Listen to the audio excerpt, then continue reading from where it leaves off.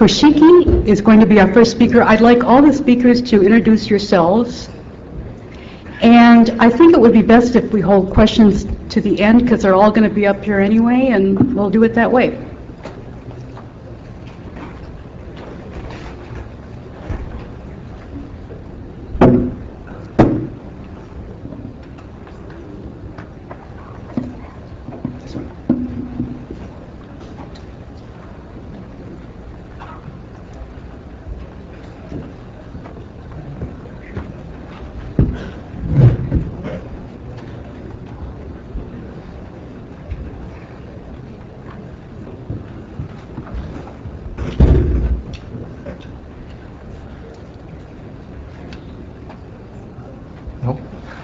Which one? Keep trying. It's one of them up there. Try 8. Try 8. Yeah. Anyone else up here have a vial?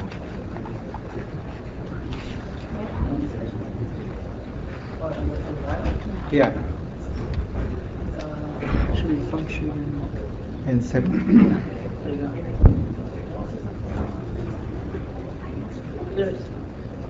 Okay. Yep. Good afternoon. My name is Toshiki Ueda from JPIX, Japan Internet Exchange. Actually, this is my first participation in this NANOG meeting. Over there in Tokyo, I have periodically hold a users meeting called JPIX Tier 1 meeting.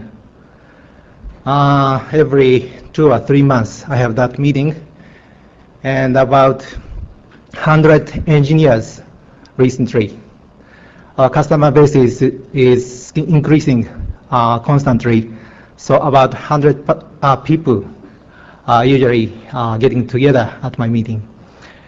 But I didn't expect the audience here is such big.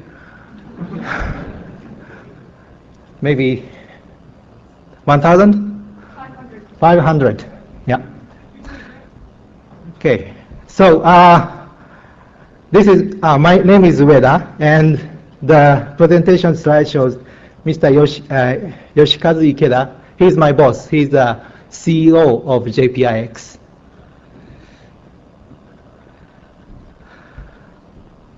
We are founded about 2 years and a half ago at KDD Automatch building.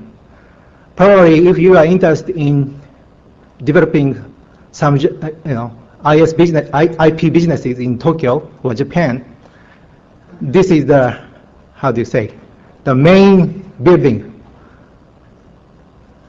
So you should know this building, KDD Automatch.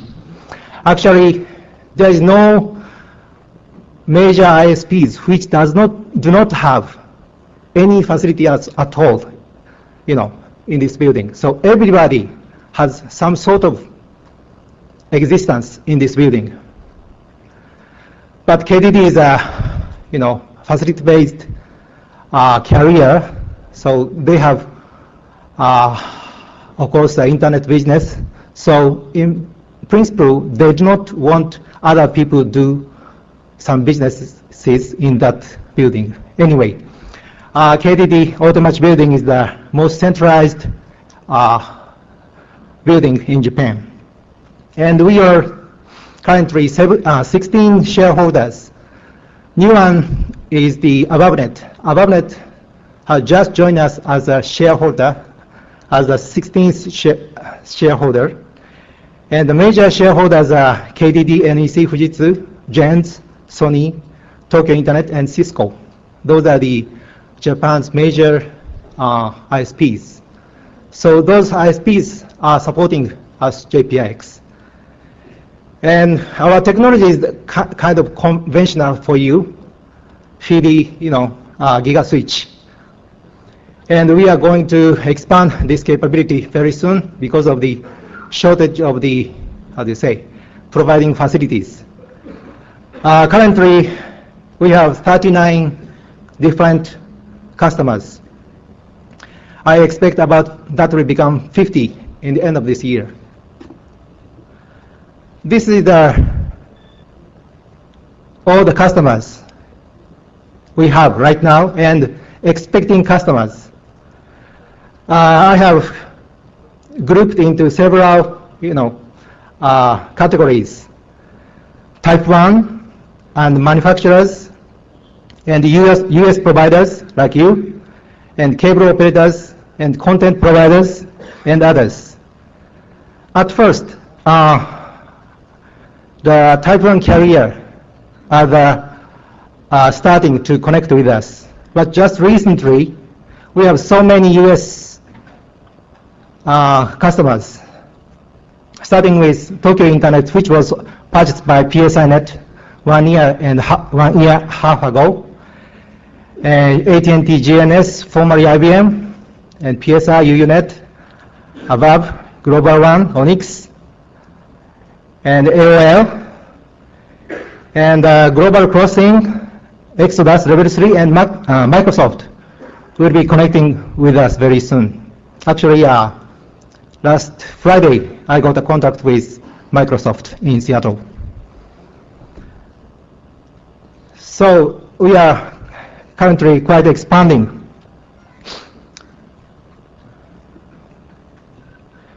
This shows our traffic growth. This is 5 minutes average. This 300 megabps is January last year, and this year we recorded 780. And I expect in 1 year it will become 1.4 gigabps. So the traffic is growing constantly.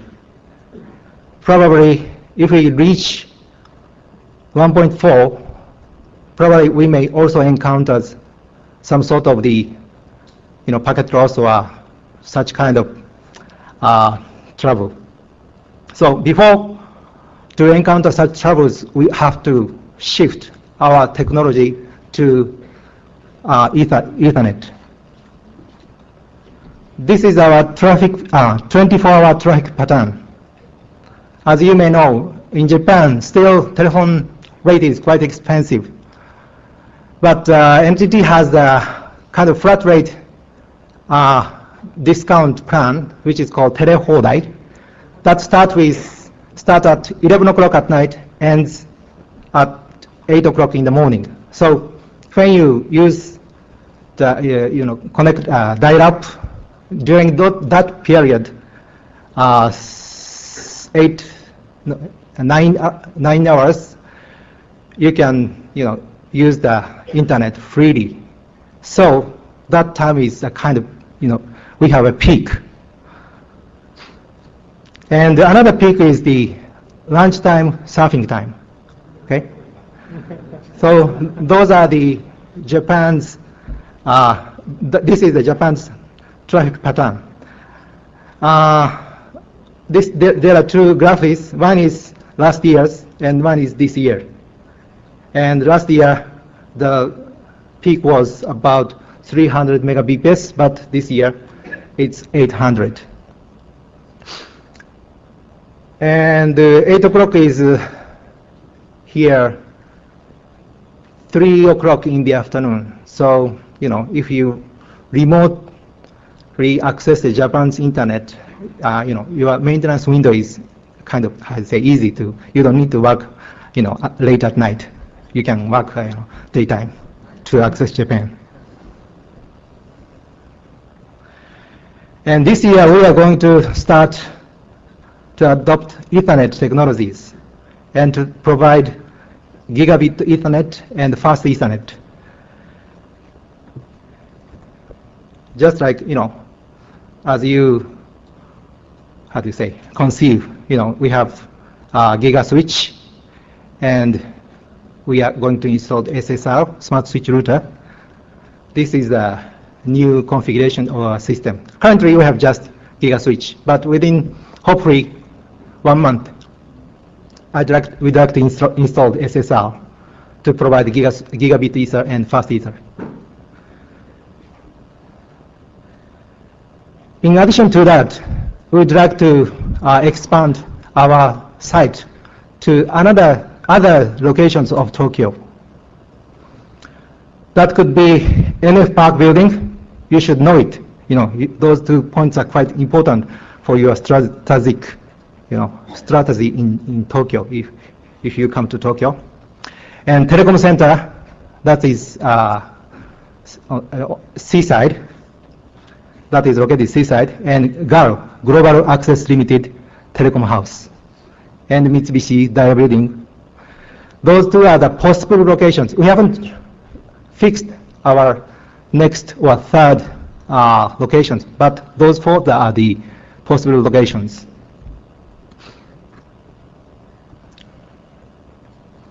So, thanks so much. When you come to Tokyo, please contact me. I'll take you to our facilities. Thank you.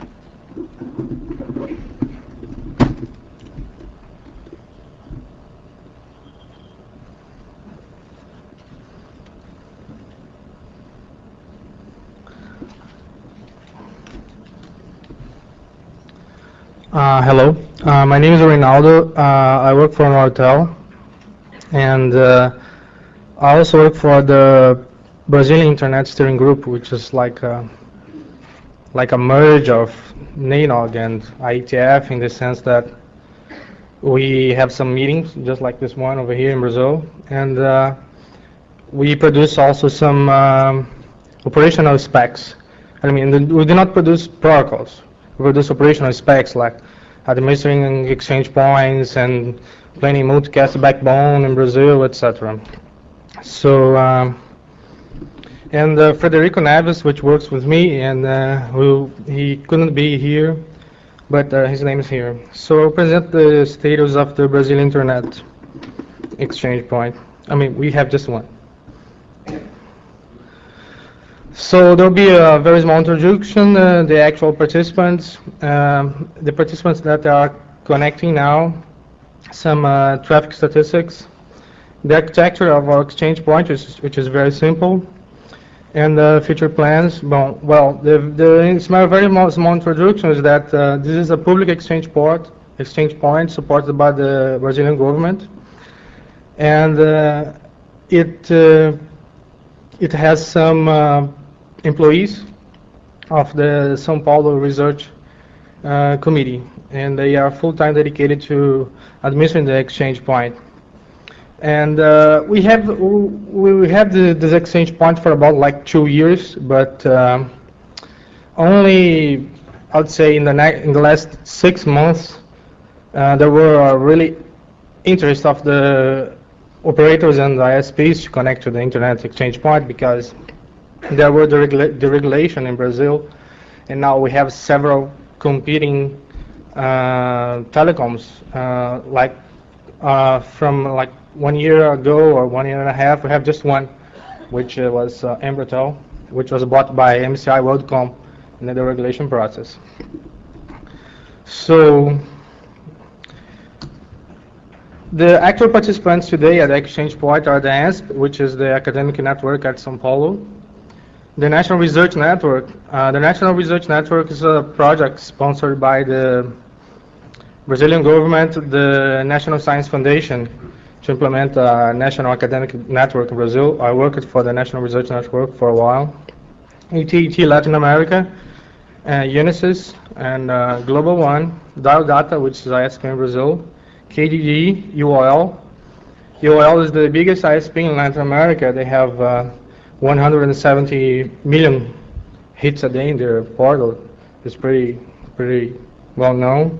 And Nortel, which is MCI WorldCom now, they connect to the exchange point directly. As I heard here today, they are very concerned that if they connect directly in the switch of the exchange point, they will be providing free internet access.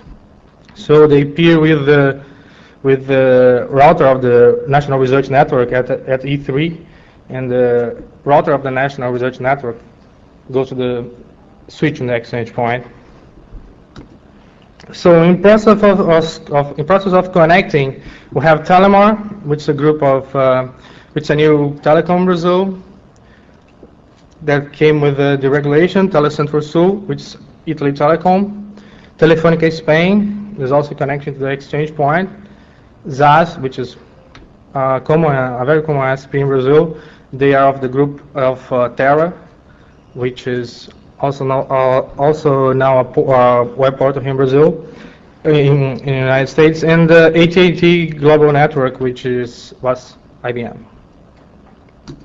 Okay, the architecture is very simple now, because telecom lease lines in Brazil are still very expensive. I mean, the prices are going down, but they're still very, very expensive compared to the USA.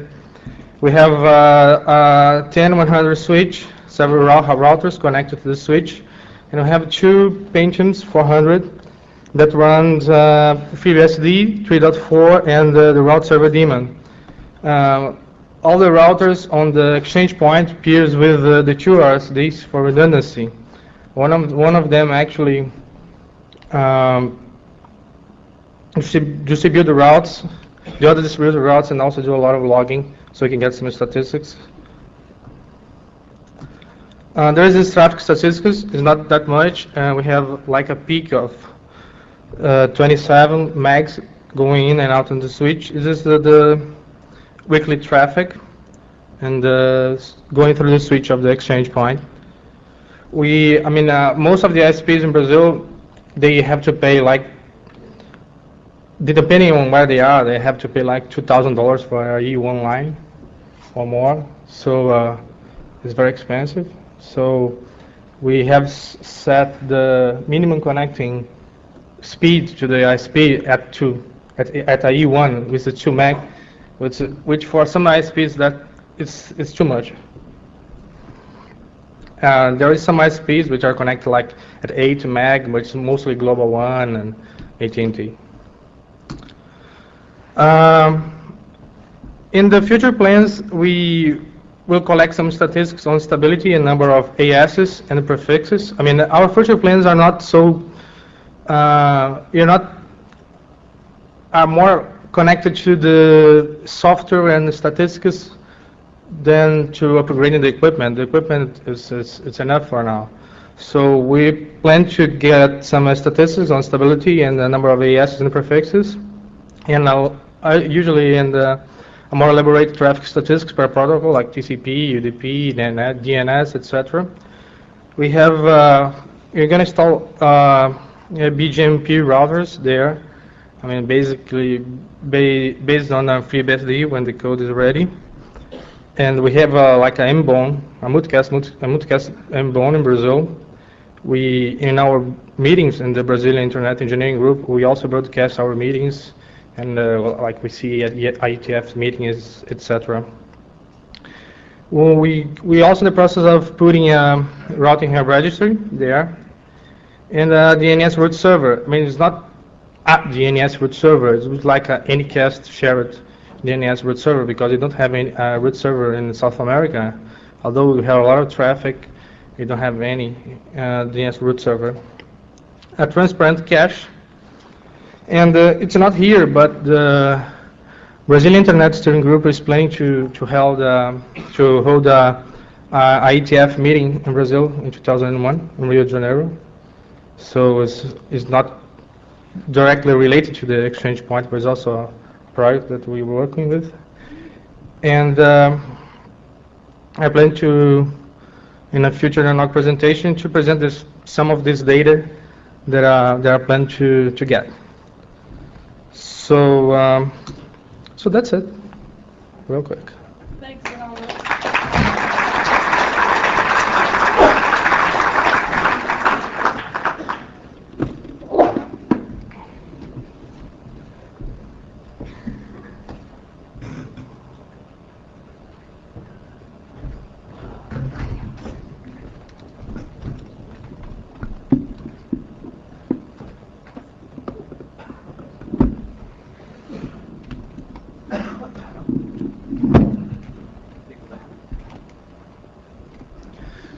Hi, my name is Lance Tatman. I'm representing the NASA Ames Internet Exchange. These slides are not yet at this address. As I presented at the last NANOG, the Ames Internet Exchange consists of 4 different exchange points.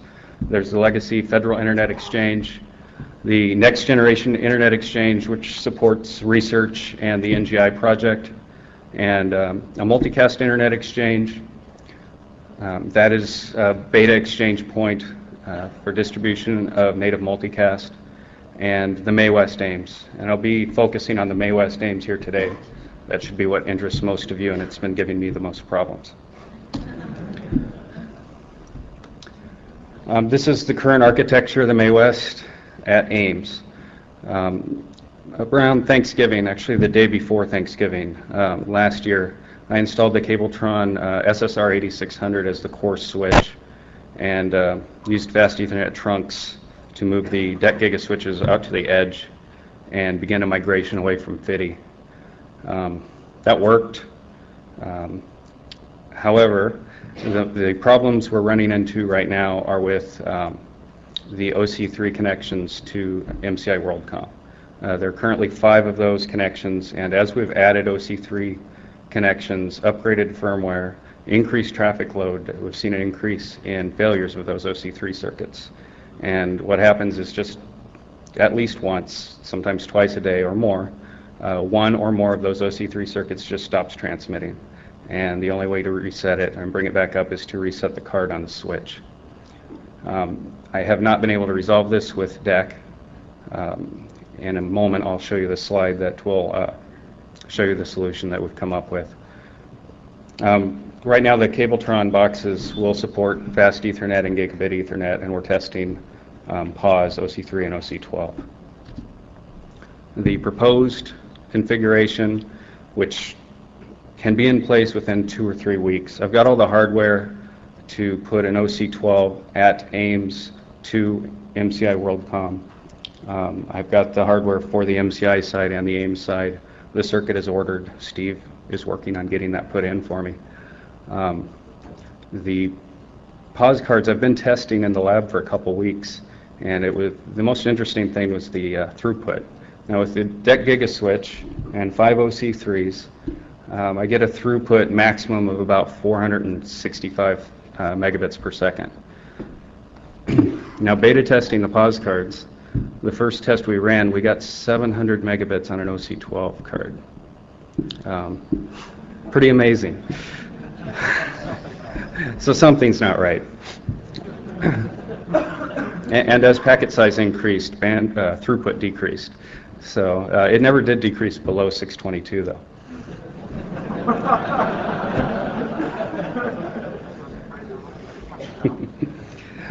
At the last NANOG I mentioned, and Paul had mentioned, we would be locating switches at each other's exchange points. And that's still going to happen. We've had trouble at the Ames side getting the last mile of fiber in. The fiber is in the last manhole before the building. It just needs to be pulled into the building now. Contracts are ready to be signed.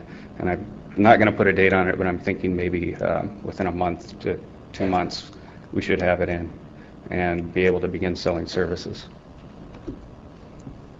Also, if you notice in this, I get to eliminate 1 giga switch here within a couple of weeks.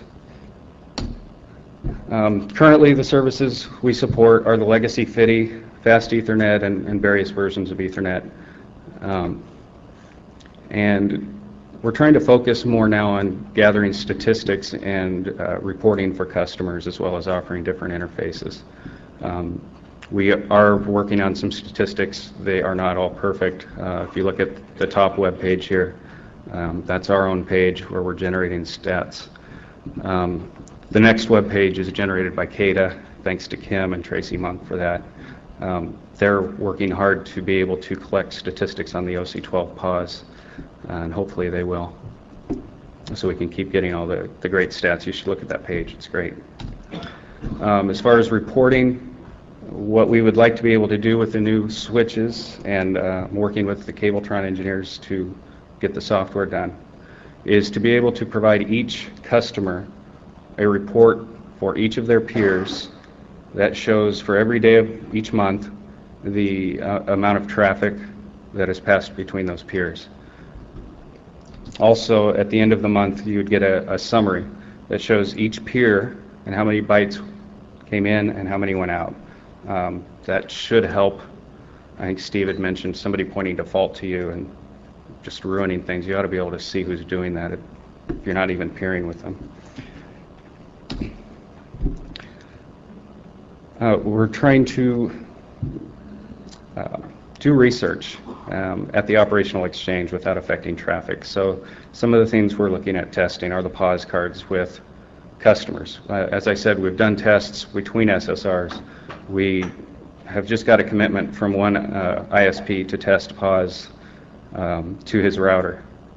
And anybody else that's there that wants to play will keep your video interface or fast Ethernet interface connected but not up. Is that going away? Is that your laptop or is that? You know, it did it last time. I think it's mine. It's got a time limit. Anyway, if you want to do testing, we'd keep your interface connected. You can just turn it down. We'll connect up whatever technology you're beta testing and then if you run into problems with that technology, you can turn that off and go to back to the operational interface you have. The traffic reporting, as I said, Mike McFadden from Cabletron's been helping us write some collection software. It's in place. We're looking at the bugs now, trying to get that refined. Port-to-port bandwidth limiting and MAC filtering. Again, if you've got someone pointing default at you, we can do MAC filters right now. And we're trying to make it so that the customer can actually log in and change the configuration on their port without us having to be there or intervening. The port-to-port bandwidth limiting, I'm told it works. The testing in the lab shows that it does. If anybody wants to try this, you can do some of the same things Steve was talking about with MPLS, and we'll try out the port-to-port limiting. ATM OC3 interfaces, I had one. It works, but not at layer 2. They're still working on the software to support that. And that's it. Thank you, Lynn.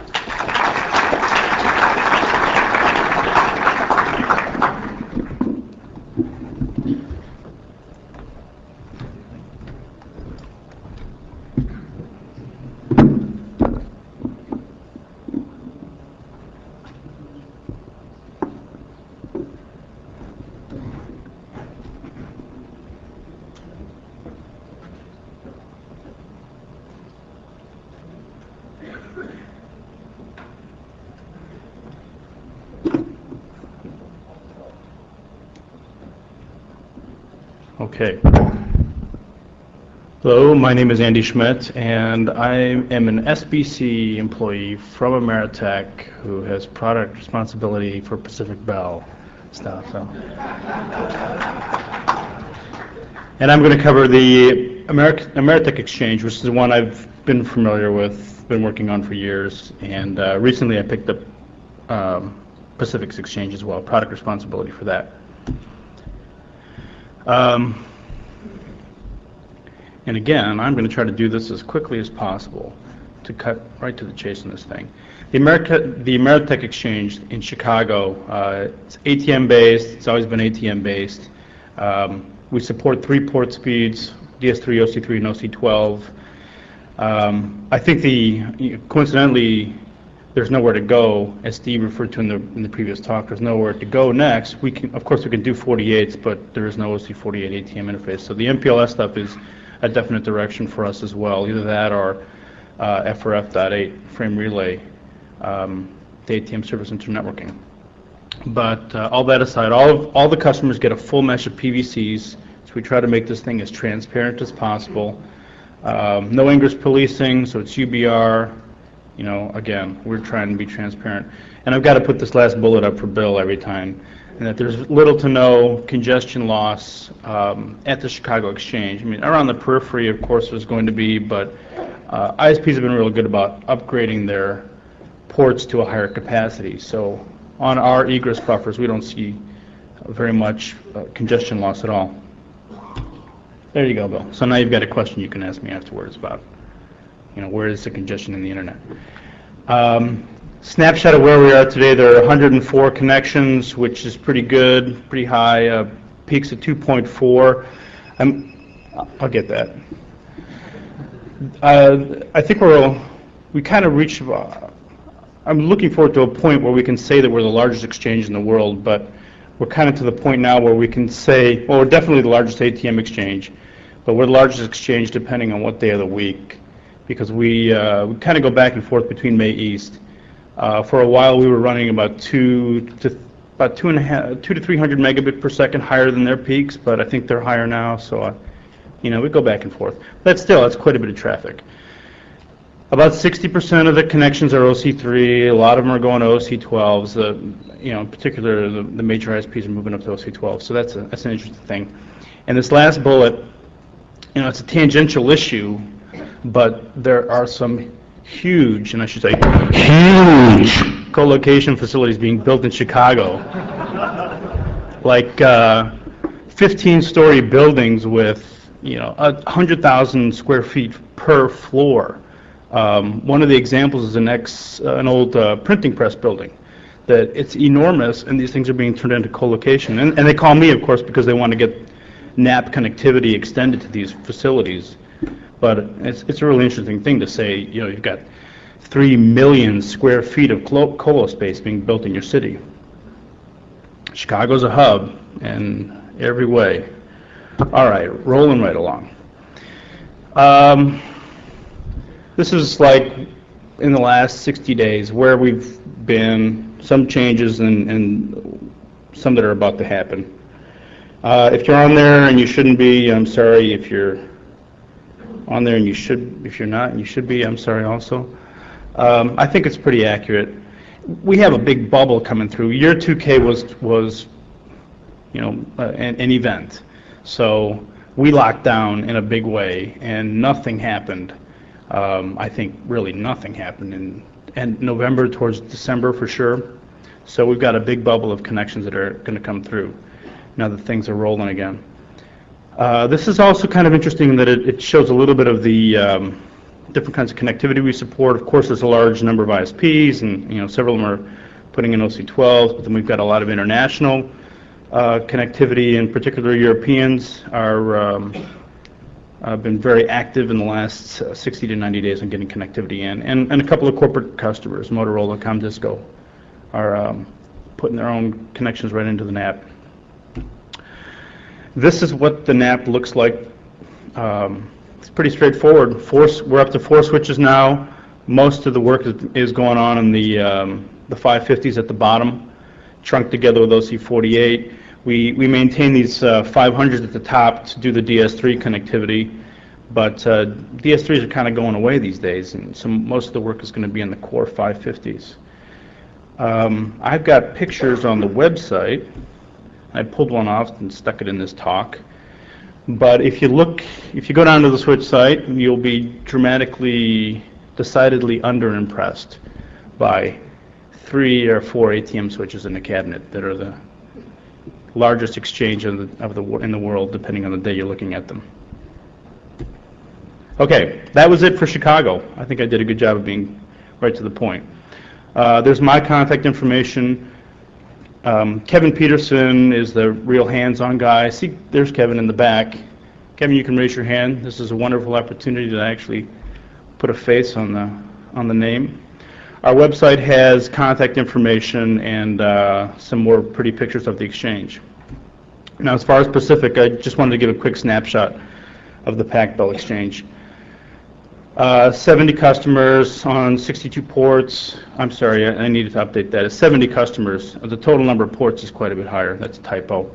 That'd be a real trick. That's better than like 700 mega, and we're doing 700 meg on the OC12s. 700 gig. All right. And about 1.4 gig. So, it's an interesting exchange. I think actually I'm running the 2 largest ATM exchange points in the world, so I don't know if I should be proud or ashamed, but I like to think of this one as mini-me. Okay. There's some tactile contact information. I'll put that up on the web. I'm going to get this stuff back later tonight. That's it for me. Thanks.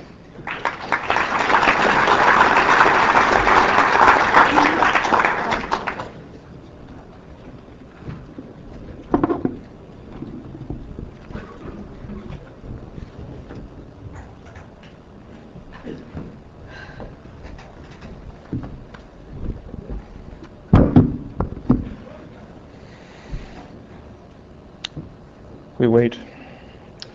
It's me again. I do not work at ISC at my day job. I work for Metro Media Fiber Network because they bought my company recently, which was MIBH. They also own PAX and AboveNet.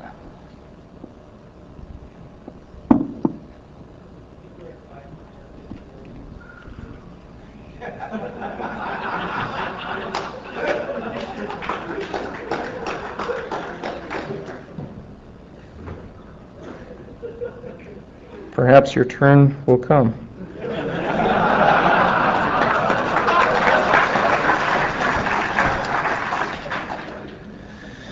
So, originally PAX was owned by Digital, then Compaq, then AboveNet.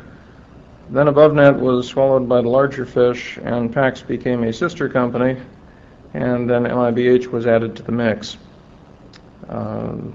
Those of you who know Steve Stewart, he's on the program committee. He's also part of this empire. PAX has two locations that are either operating or very close to operating. In Palo Alto, we opened a ground floor expansion space since the original exchange was in the basement, and that is mostly full. We have signed a lease for a second facility elsewhere in town with lots of dark fiber between them, and that will be open later in the year. Over at Tyson's Corner, about maybe a half mile from 8100 Boone, in a SAIC building in the SAIC campus down there, there is a facility which we call VA1, and there will be lots of dark fiber there as well. So most of the Sonnet carriers that are planning on coming in are planning on just hitching a ride on MFN, as they do in a lot of other towns. So there won't be quite so many people trenching to this building as have trenched to the Palo Alto building. And that one is almost ready to go. There are people doing installs now, but we're not officially opening until sometime in March. MFN has fiber hotels all over the place, mostly domestic, but also literally all over the place. PAX, being a wholly owned subsidiary, can build an exchange in any one of those, or all of them.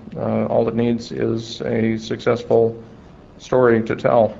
And as to which ones we're opening in next, I would be fired if I said, so I won't.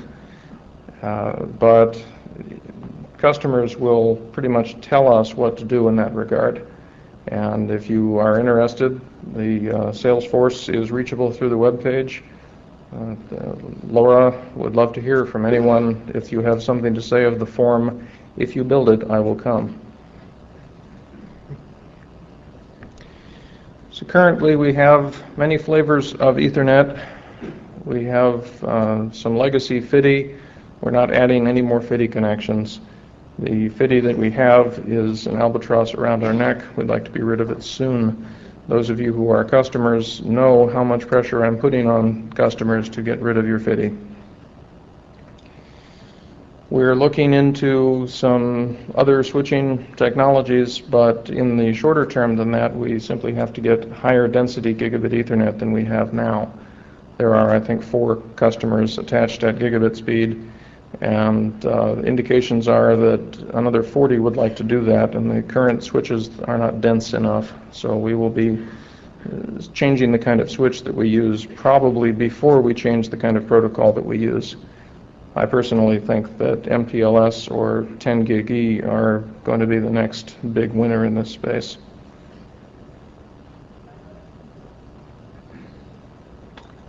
And as far as remote peering, You saw on Lance's slides that we are planning on putting some Gig E between the Ames exchange point and PAX. This will not be bridged as the MAE-West and MAE-West Ames are done. These will be two different fabrics, simply for the purpose of rack space customers at PAX being able to buy ports from Lance, rack space customers at Ames being able to buy ports from me. So anyone who wants to be peering with people in both exchanges will still have to buy a port from two different providers, if you will. And that will keep us from having to answer the question, gee, are you on my side or the other side of that particular trunk link? Enough said about that. That's it. Thanks, Paul.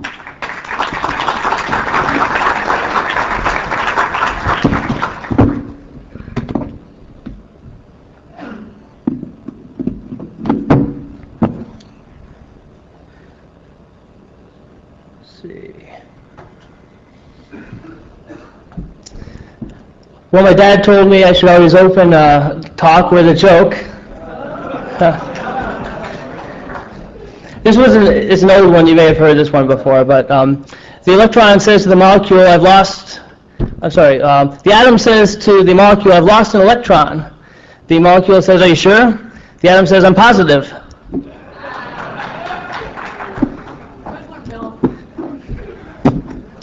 Anyway, I will keep this brief. In terms of the Equinix exchanges, we've actually made a lot of progress since the last time I spoke about Equinix, which I think was the original launch back in October of '98 when we first passed out those IP Clueful T-shirts. Since then, we have 3 IBXs up in operation. In terms of the interconnection media, there are really 3 forms of interconnection that the IBXs support. First, for the very high traffic interconnections, for the point-to-point, folks are using dark fiber, and you can drive that at whatever speed, it's the same cost, OC3 up to OC192, it doesn't matter. For multi-point, we have an ATM 4ASX 4000 switch that supports OC48C, 12C, and 3C. And we're also doing a fair amount of investigation into, much like Steve Feldman was talking about, MPLS architectures, as well as optical and lambda switching for interconnection.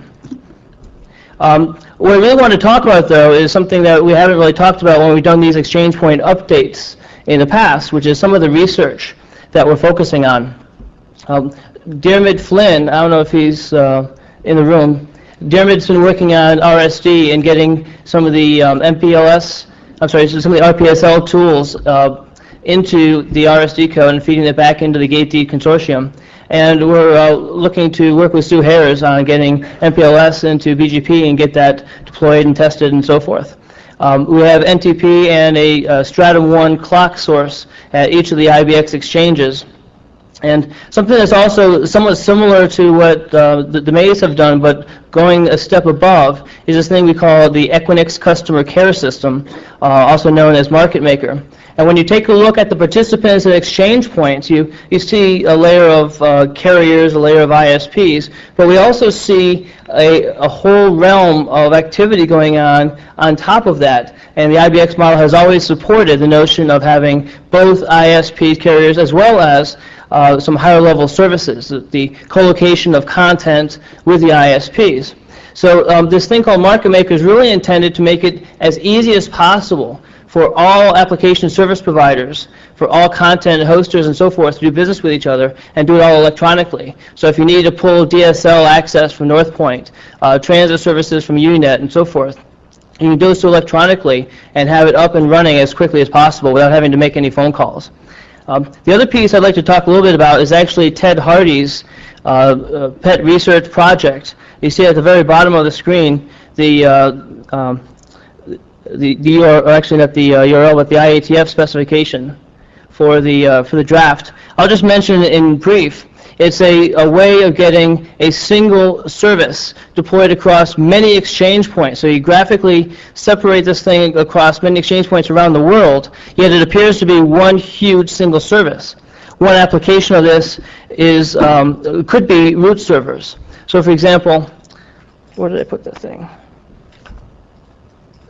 The pointer. Oh, here it is.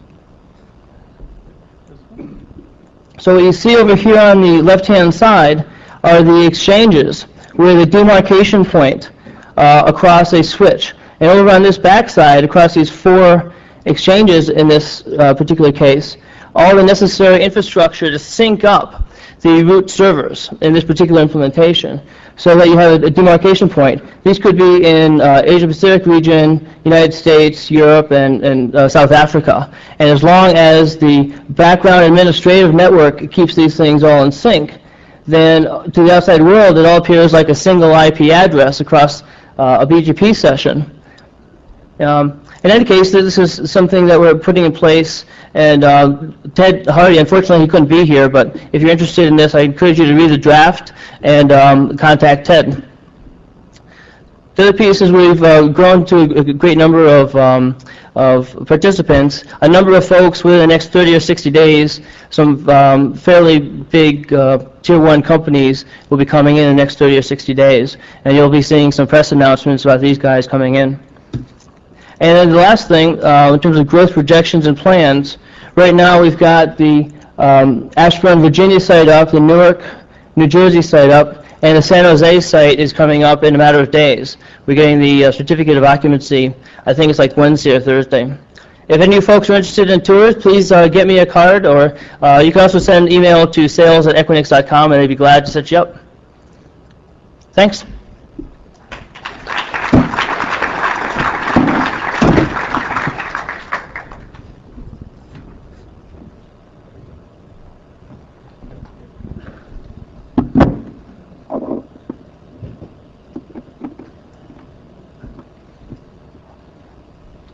Hi, I'm Keith Mitchell from London Internet Exchange, otherwise known as LINX.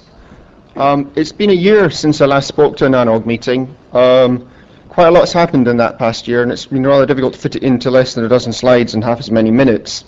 One notable thing that happened is we had our 5th anniversary. LINX's been around for just over 5 years now, as of November. Rather than give you a big long list of members, I thought it was quite interesting to break it down by country. You can see that actually less than half of our members are UK based. We have a lot of US multinational based members, a lot of German members. In terms of recent additions, well, there's one UK member you've probably heard of. Quite a lot of German, pan-European players there, also our first Finnish and Japanese members. We've been running with Gigabit Ethernet for over a year now. Initially, we deployed it as the InterSwitch backbone. Shortly after that, we ran it over dark fiber as a metropolitan area network between our first and second sites. We made it available to members within the past quarter. What did it do that for? Hang on.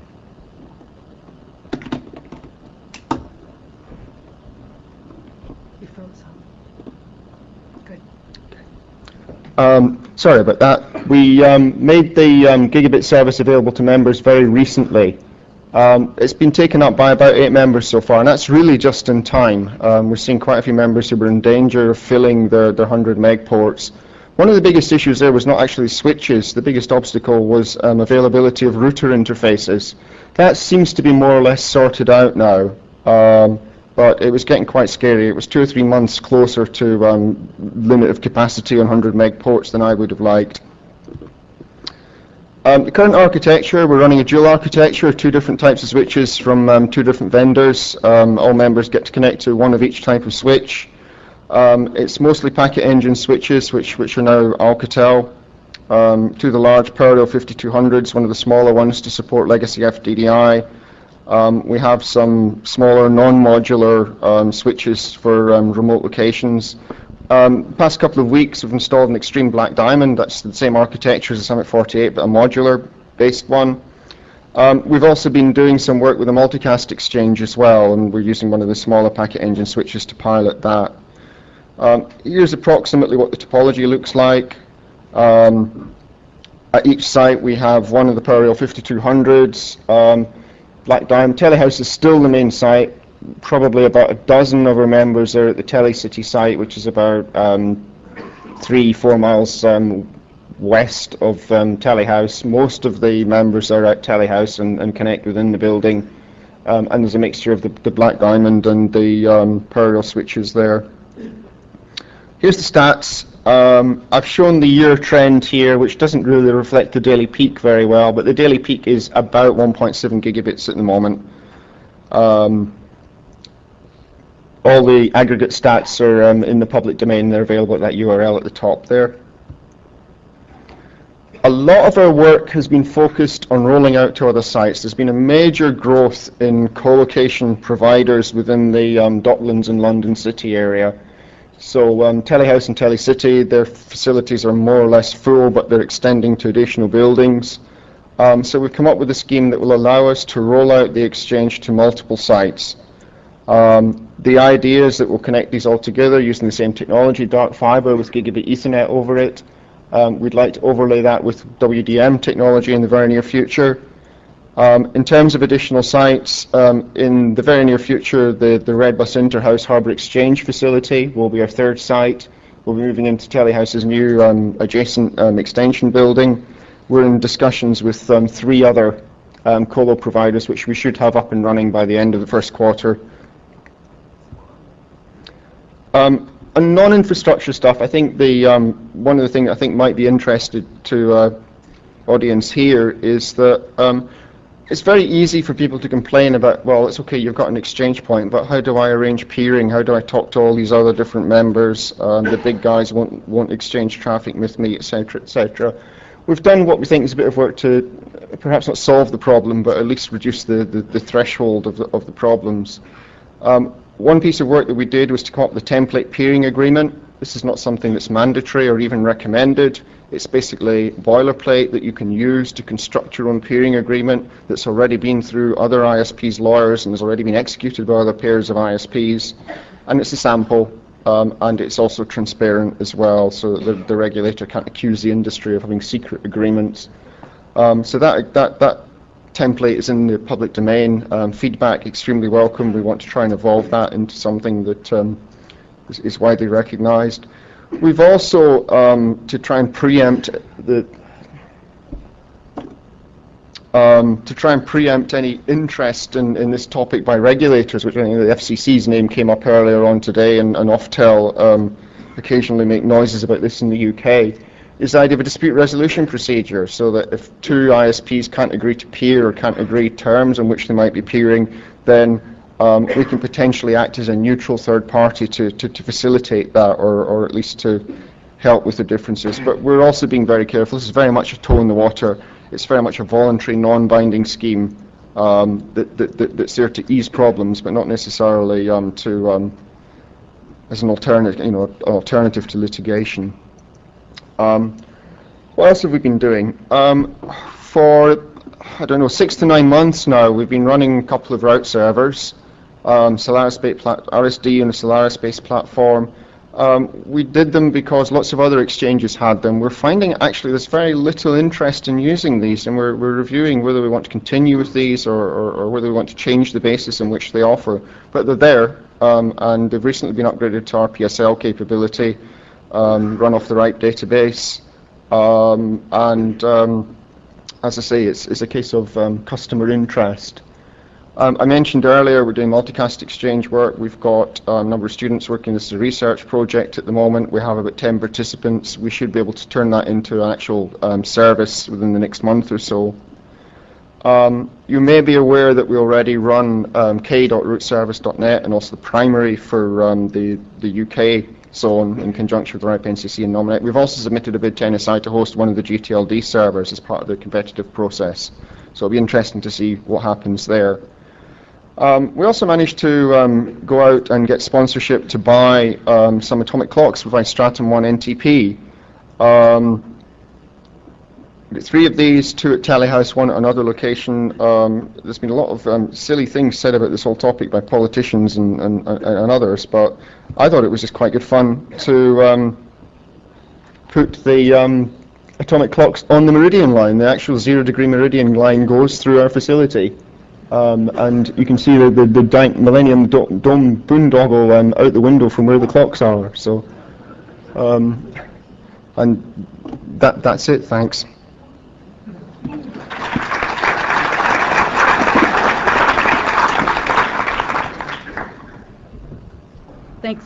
Thanks, Keith. Before we take questions, I just want to say we have a treat afterwards, so stay put.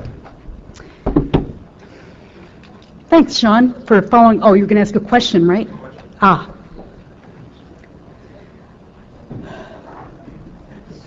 You guys, just stand up. Sure. My name's Sean Dowland. This is probably a question for Keith.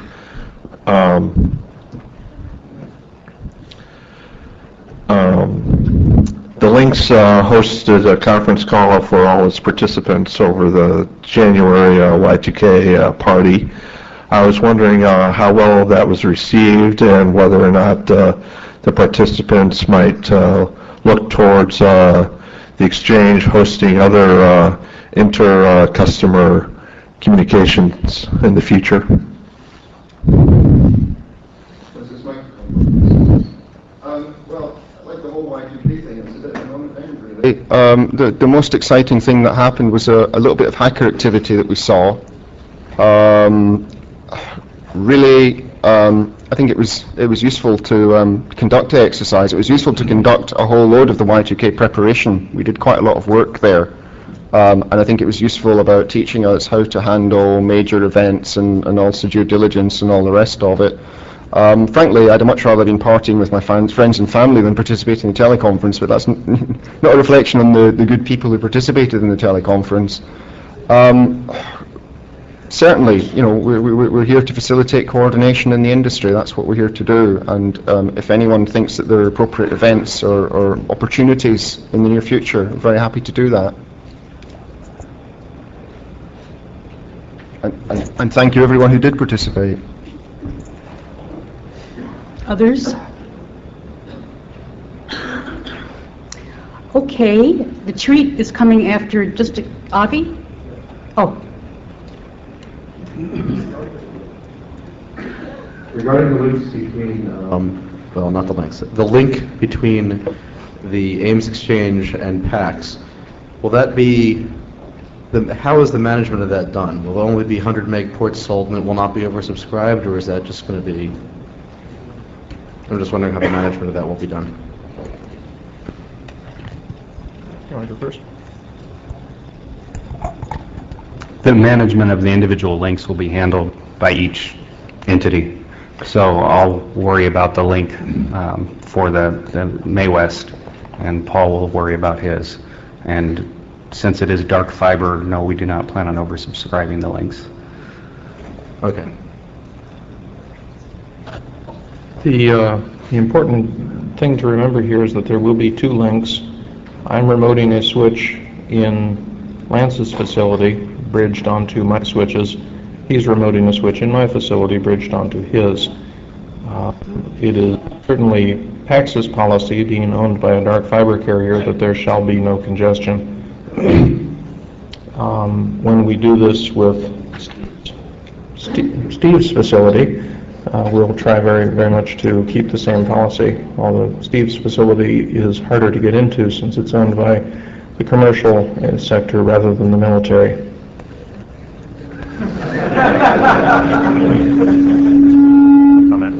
Comment. Steve Feldman. Two questions. First one is for Lance. There was something a couple of weeks ago about problems with fragmentation between the GigaSwitch and the SSR.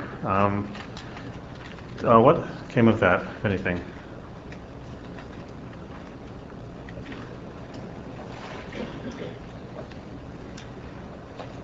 I believe the problem you're referring to was, I think, Paul, you might have found this. If you have two customers that are talking FIDI to FIDI on the same GigaSwitch that has the fast Ethernet cards in it, I was told, I haven't verified this, that it could or has in the past, it will not allow a MTU of greater than 1500. It basically starts dropping packets, doesn't do the fragmentation. What became of it, I haven't verified it yet. I'm going to encourage the route servers to move to fast Ethernet along with everybody else. Okay. My second question is for Bill Norton, and that is, are you really starting to reuse your jugs?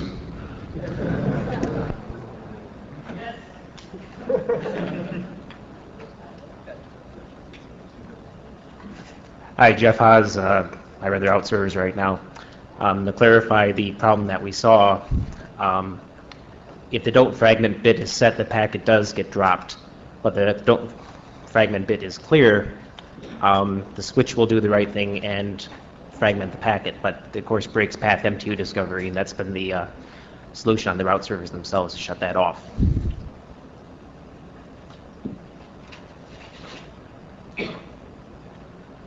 When are you going to move to fast Ethernet? When can you get me there? Next week. We'll talk.